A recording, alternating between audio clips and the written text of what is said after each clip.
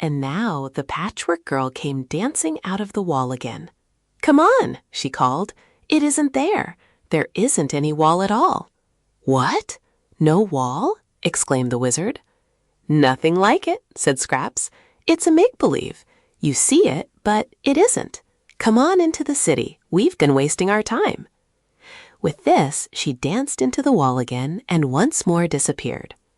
Button-Bright, who was rather venturesome, dashed away after her and also became invisible to them. The others followed more cautiously, stretching out their hands to feel the wall and finding, to their astonishment, that they could feel nothing, because nothing opposed them. They walked on a few steps and found themselves in the streets of a very beautiful city. Behind them, they again saw the wall, grim and forbidding as ever, but now they knew it was merely an illusion, prepared to keep strangers from entering the city. But the wall was soon forgotten, for in front of them were a number of quaint people who stared at them in amazement, as if wondering where they had come from. Our friends forgot their good manners for a time and returned the stares with interest, for so remarkable a people had never before been discovered in all the remarkable land of Oz. Their heads were shaped like diamonds, and their bodies like hearts. All the hair they had was a little bunch at the tip-top of their diamond-shaped heads, and their eyes were very large and round, and their noses and mouths very small. Their clothing was tight-fitting and of brilliant colors, being handsomely embroidered in quaint designs with gold or silver threads, but on their feet they wore sandals with no stockings whatever. The expression of their faces was pleasant enough, although they now showed surprise at the appearance of strangers so unlike themselves, and our friends thought they seemed quite harmless. "I beg your pardon," said the wizard, speaking for his party, "for intruding upon you uninvited, but we are traveling on important business and find it necessary to visit your city. Will you kindly tell us by what name your city is called?" They looked at one another uncertainly, each expecting some other to answer. Finally, a short one, whose heart-shaped body was very broad, replied, "We have no occasion to call our city anything. It is where we live, that is all." "But by what name do others call your city?" asked the wizard. "We know of no others except yourselves," said the man. And then he inquired, "Were you born with those queer forms you have, or has some cruel magician transformed you to them from your natural shapes?" "These are our natural shapes," declared the wizard, "and we consider them very good shapes, too." The group of inhabitants was constantly being enlarged by others who joined it. All were evidently startled and uneasy at the arrival of strangers. "Have you a king?" asked Dorothy, who knew it was better to speak with someone in authority. But the man shook his diamond-like head. "What is a king?" he asked. "Isn't there anyone who rules over you?" inquired the wizard. "No," was the reply. "Eight-of-us rules himself, or at least tries to do so. It is not an easy thing to do, as you probably know." The wizard reflected. "If you have disputes among you," said he after a little thought, "who settles them?" "The High COCO-LORUM," they answered in a chorus. "And who is he?" "The judge who enforces the laws," said the man who had first spoken. "Then he is the principal person here," continued the wizard. "Well, I would not say that," returned the man in a puzzled way. "The High COCO-LORUM is a public servant. However, he represents the laws, which we must all obey." "I think," said the wizard, "we ought to see your High COCO-LORUM and talk with him. Our mission here requires us to consult one high in authority, and the High COCO-LORUM ought to be high, whatever else he is." The inhabitants seemed to consider this proposition reasonable, for they nodded their diamond-shaped heads in approval. So the broad one who had been their spokesman said, "Follow me," and turning led the way along one of the streets. The entire party followed him, the natives falling in behind. The dwellings they passed were quite nicely planned and seemed comfortable and convenient.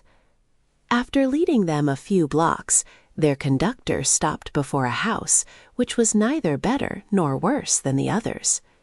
The doorway was shaped to admit the strangely formed bodies of these people, being narrow at the top, broad in the middle, and tapering at the bottom. The windows were made in much the same way, giving the house a most peculiar appearance. When their guide opened the gate, a music box concealed in the gatepost began to play, and the sound attracted the attention of the high COCO-LORUM, who appeared at an open window and inquired, "What has happened now?" But in the same moment his eyes fell upon the strangers, and he hastened to open the door and admit them, all but the animals, which were left outside with the throng of natives that had now gathered. For a small city there seemed to be a large number of inhabitants, but they did not try to enter the house, and contented themselves with staring curiously at the strange animals. Toto followed Dorothy. Our friends entered a large room at the front of the house, where the high COCO-LORUM asked them to be seated. "I hope your mission here is a peaceful one," he said, looking a little worried, for the Thists are not very good fighters and object to being conquered. "Are your people called Dists?" asked Dorothy.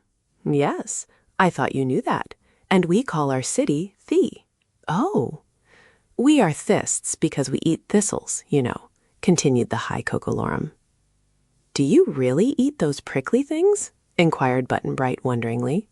"Why not?" replied the other. "The sharp points of the thistles cannot hurt us, because all our insides are gold-lined." "Gold-lined?" "To be sure. Our throats and stomachs are lined with solid gold, and we find the thistles nourishing and good to eat. As a matter of fact, there is nothing else in our country that is fit for food. All around the city of Thi grow countless thistles, and all we need do is to go and gather them. If we wanted anything else to eat, we would have to plant it and grow it and harvest it, and that would be a lot of trouble and make us work, which is an occupation we detest." "But tell me, please," said the wizard, "how does it happen that your city jumps around so, from one part of the country to another?" "The city doesn't jump. It doesn't move at all," declared the high COCO-LORUM. "However, I will admit that the land that surrounds it has a trick of turning this way or that, and so if one is standing upon the plain and facing north, he is likely to find himself suddenly facing west or east or south. But once you reach the thistle fields, you are on solid ground." "Ah, I begin to understand," said the wizard, nodding his head. "But I have another question to ask. How does it happen that the Thists have no king to rule over them?" "Hush," whispered the high COCO-LORUM, looking uneasily around to make sure they were not overheard. "In reality, I am the king, but the people don't know it. They think they rule themselves, but the fact is I have everything my own way.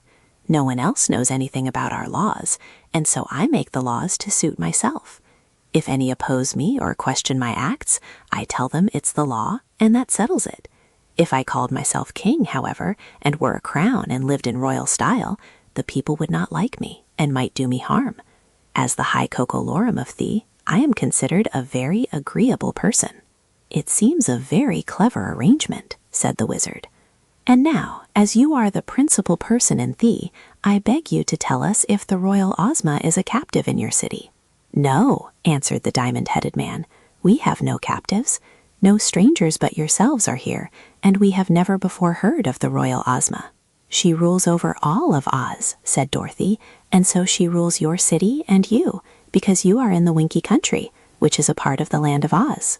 "It may be," returned the high COCO-LORUM, "for we do not study geography, and have never inquired whether we live in the land of Oz or not." "And any ruler who rules us from a distance and unknown to us is welcome to the job. But what has happened to your royal Ozma?" "Someone has stolen her," said the wizard. "Do you happen to have any talented magician among your people? One who is especially clever, you know?" "No, none especially clever. We do some magic, of course, but it is all of the ordinary kind. I do not think any of us has yet aspired to stealing rulers, either by magic or otherwise." "Then we've come a long way for nothing," exclaimed Trot regretfully. "But we are going farther than this," asserted the Patchwork Girl, bending her stuffed body backward until her yarn hair touched the floor, and then walking around on her hands with her feet in the air. The high COCO-LORUM watched Scraps admiringly. "You may go farther on, of course," said he, "but I advise you not to. The Herkus live back of us, beyond the thistles and the twisting lands, and they are not very nice people to meet, I assure you." "Are they giants?" asked Betsy. "They are worse than that," was the reply. "They have giants for their slaves, and they are so much stronger than giants that the poor slaves dare not rebel for fear of being torn to pieces." "How do you know?" asked Scraps. "Everyone says so," answered the high COCO-LORUM. "Have you seen the Herkus yourself?" inquired Dorothy. "No, but what everyone says must be true. Otherwise, what would be the use of their saying it?"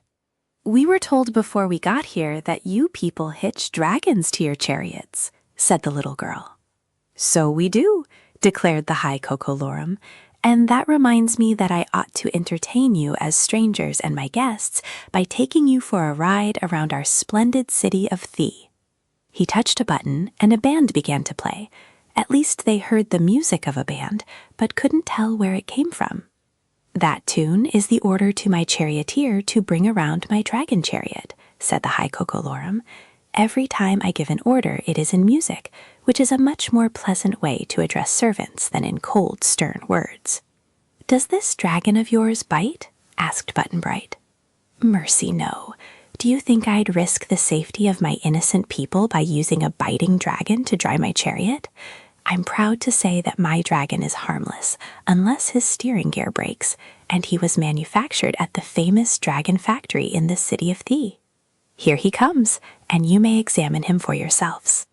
They heard a low rumble and a shrill squeaking sound, and going out to the front of the house, they saw coming around the corner a car drawn by a gorgeous jeweled dragon, which moved its head to right and left and flashed its eyes like headlights of an automobile and uttered a growling noise as it slowly moved toward them. When it stopped before the high COCO-LORUM's house, Toto barked sharply at the sprawling beast, but even Tiny Trot could see that the dragon was not alive. Its scales were of gold, and each one was set with sparkling jewels, while it walked in such a stiff, regular manner that it could be nothing else than a machine. The chariot that trailed behind it was likewise of gold and jewels, and when they entered it, they found there were no seats. Everyone was supposed to stand up while riding. The charioteer was a little diamond-headed fellow who straddled the neck of the dragon and moved the levers that made it go. "This," said the high COCO-LORUM pompously, "is a wonderful invention. We are all very proud of our auto-dragons, many of which are in use by our wealthy inhabitants. Start the thing going, charioteer." The charioteer did not move. "You forgot to order him in music," suggested Dorothy. "Ah, so I did." He touched a button and a music box in the dragon's head began to play a tune. At once the little charioteer pulled over a lever and the dragon began to move, very slowly and groaning dismally as it drew the clumsy chariot after it. Toto trotted between the wheels.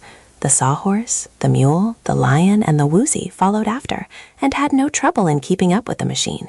Indeed, they had to go slow to keep from running into it. When the wheels turned, another music box concealed somewhere under the chariot played a lively march tune, which was in striking contrast with the dragging movement of the strange vehicle.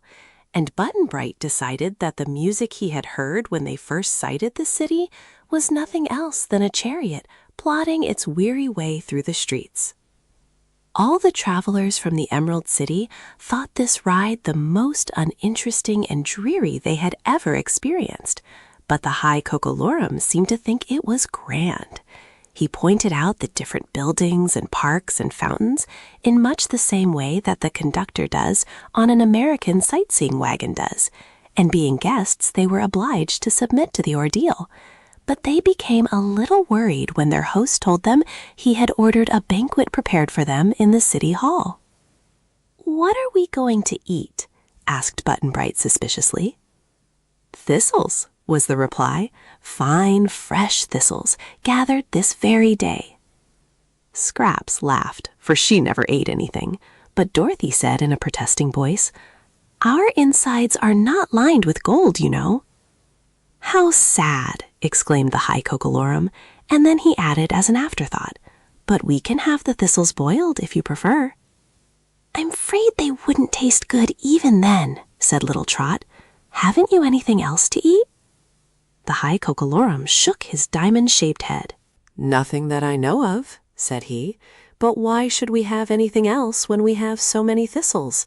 However, if you can't eat what we eat, don't eat anything. We shall not be offended, and the banquet will be just as merry and delightful."